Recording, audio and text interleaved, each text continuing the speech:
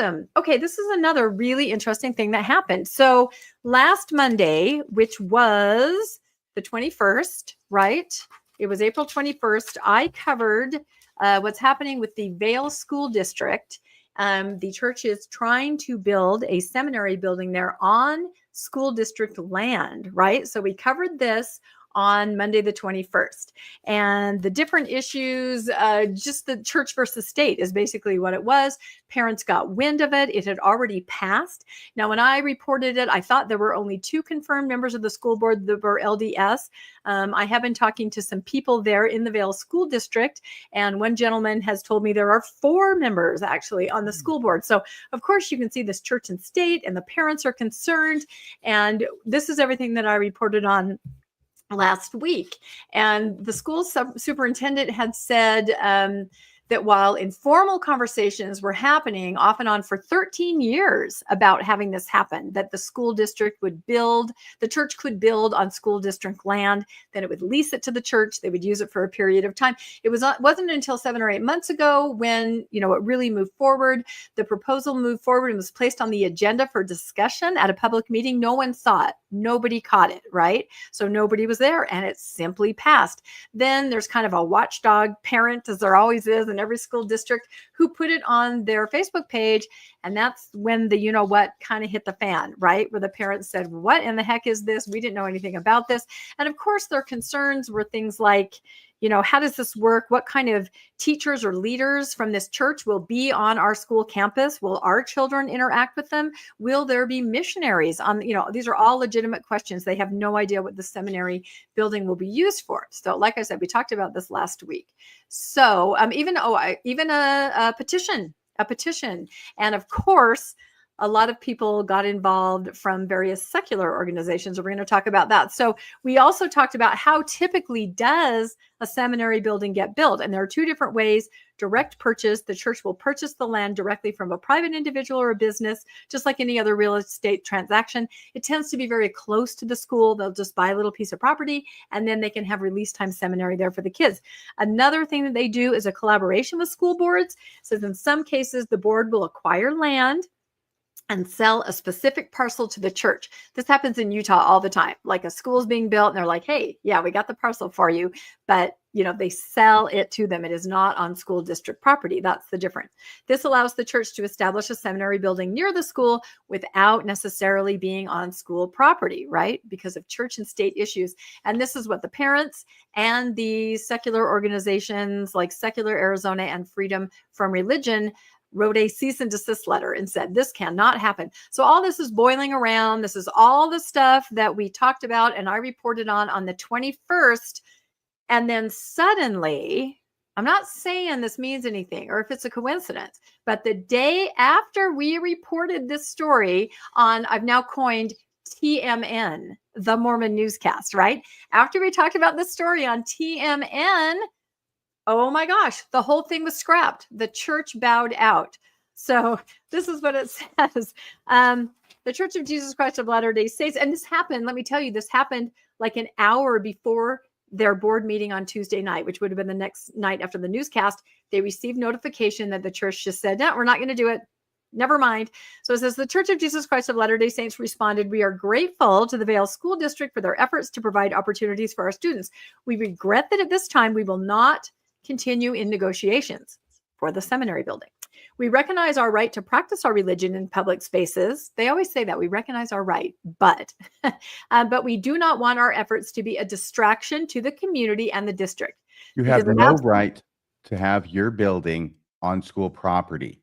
That is not subsumed within your right to practice your religion in public spaces. So quit pretending like it is. Yeah, really, to cause distraction. I mean, we're talking parents are up in arms, members of the school district, these watchdog groups who watch church versus state. This is really escalated. And so the church, I understand why they would pull back.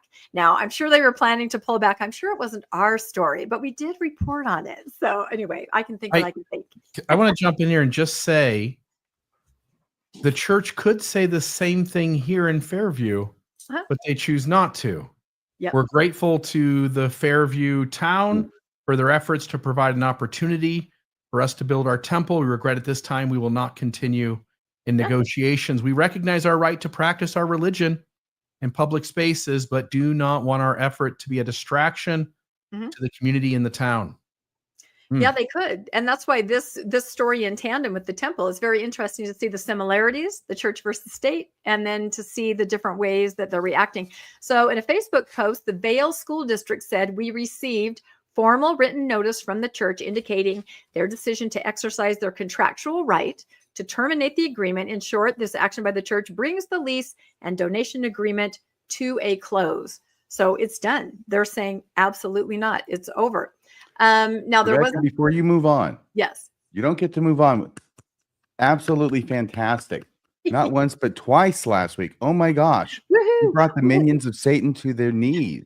Something. No, I have been following this story for a while, and I was kind of waiting for it to come kind of to a head and see, are they going to, go ahead with it? What are the parents going to say? What's the district going to say?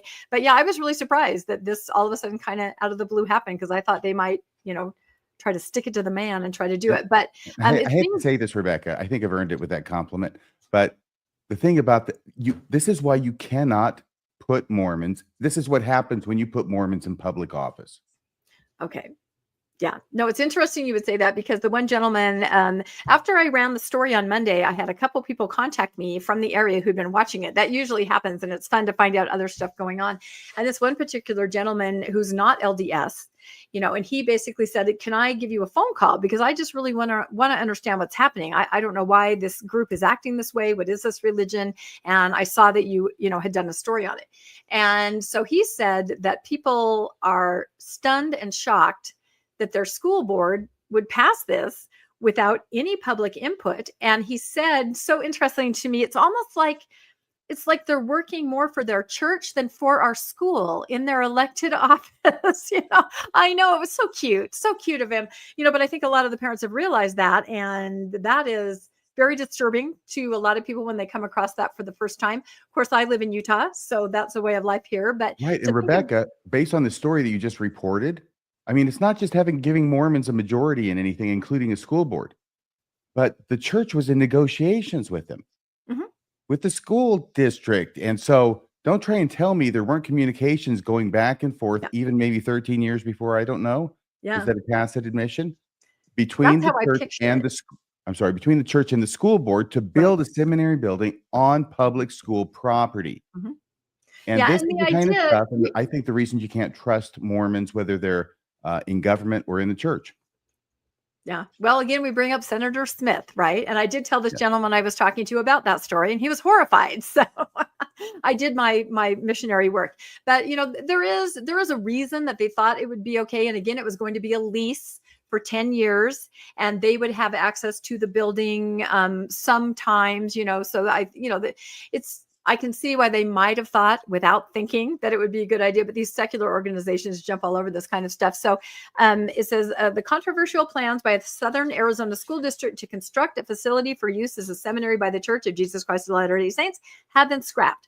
On April 22nd, the day after the newscast, the Vail School District announced that the LDS Church had decided to terminate its contract with the district, which serves a rural community southeast of Tucson. The plan had called for a 1,300 square foot building, so just your standard, smaller seminary building, on the Cienega High School campus located certain place. Under the proposed 10-year agreement, the school would have primarily served the school district, with the church scheduled to use it several hours on weekdays. So they're saying it would have been the school district's building, but the church would lease, to be able to use it to serve the students. Now, if we go on from there and we find out what did the school district say about why they thought this would be okay. Caruth, he's the school superintendent, but, the board is, I believe, it hires the superintendent. So, he kind of has to go along with, if there really are 4 members of the LDS Church on a 5-member board, that's pretty incredible. And I don't know that for sure. That's just what this one gentleman who lives in the school district told me. I confirmed that 2 were. I was able to confirm the 2. Anyway, so he assured parents at the meeting, because after this came to light, then they had to have another meeting, right? Because parents are like, what the heck is happening here? That the agreement between the district and the church complied with both church and federal, both state and federal law. So he's saying we can totally do this. Students who sought to attend seminary would be able to do so during their free period and would not be excused from their scheduled school time. That's important too. Caruth said the district superintendent also said there would not be permanent religious decorations in the building, because that was another question I think that parents would have. So if I use the building after hours for some kind of extracurricular with my students, will I have to see, come follow me, paraphernalia, CTR on the wall? Well, they still will. It just won't be part of the architecture. In other words, it's not permanent. Yeah, it's not permanent. Yeah. But again, so many questions, and the questions about, what's a seminary teacher? Who's this person? Are they vetted? They're on school grounds. Will my student interact with them? Will my student just kind of follow his LDS friends where they go next on the free period? Hey, come over here, come to this building. Will that happen? Lots of concerns like that. So what do the pro-secular organizations say? And this is why we should all get involved in things. This is really great. The nonprofit advocacy group Secular Arizona stated that it had warned the district about the legality of the seminary plans. Their challenges against the building began after the district and the church reached that now canceled agreement. And that's when they sent a cease and desist letter. This would have blurred the lines between church and state in a deeply inappropriate way, said Diane Post, legal director for Secular Arizona, in a statement. This is a public high school, not a platform for religious proselyting. And again, this is from an article in an Arizona paper. The Wisconsin-based nonprofit Freedom from Religion Foundation, and I believe that Bill Maher is associated with this in some way, joined Secular Arizona in demanding that the district terminate its agreement with the church. So they're asking the school district to terminate it. And the school district didn't do that. It was the other way around. The church, I think, said, oops, getting too hot. Got to jump out of this frying pan. Arguing that public schools cannot provide resources benefiting churches' religious classes. To do so would be against the Constitution, the Freedom from Religion insisted. So that was their stance. And then again, the statement from the church just says, thank you to the school district for your efforts to provide the opportunities. We regret at this time we will not continue in negotiations. And again, we recognize our rights that we could have done it. It makes me mad every time you say that. Yeah, but we're just not going to do it. Niagara Falls? Exactly. Now, here's the most interesting part that this gentleman told me. So could this have happened before somewhere else in Arizona? Apparently, there is another school district where this has been going on. The building was built and it is happening. And I believe these organizations are looking at that. So, we will stay tuned. We don't know exactly what's happening there, but according to this gentleman I talked to, this is the case. They have found another school district where there is on school property an operating seminary building. Ruh-roh, Raggy. Is this closer to Mesa? Yeah, I'm not going to say because I don't know. There's a lot of moving parts and stuff, but apparently something's in the works, and these watchdog groups are definitely going to look at this to see if this has happened before. Are you going to leave us hanging like this? Huh? Are you going to leave us hanging like this? Well, I mean, I don't know any details except for that they seem to have found a place where for the last 5 years this has been happening. That's all you know? What? That's all you know. I thought you were teasing maybe for your Mormonish episode tomorrow night. Oh, yeah, no, I know where it is. But I'm just not going to say. So I have to, hold some things close. So it seems like the church has people looking at it, over it, watching it in all kinds of arenas at this point. Yeah. Financial arenas, temple spaces, public school system grounds. It seems like the church can't do anything anymore that runs counter to ethics and the rules without it getting its hand slapped. Yep, the night has 1,000 eyes. Exactly. Awareness is everywhere. And this story, it seems like a small little story, but there are other podcasters that are picking up on this and, talking to people on the ground. And so keep an eye out, for more coverage on this because it is really interesting.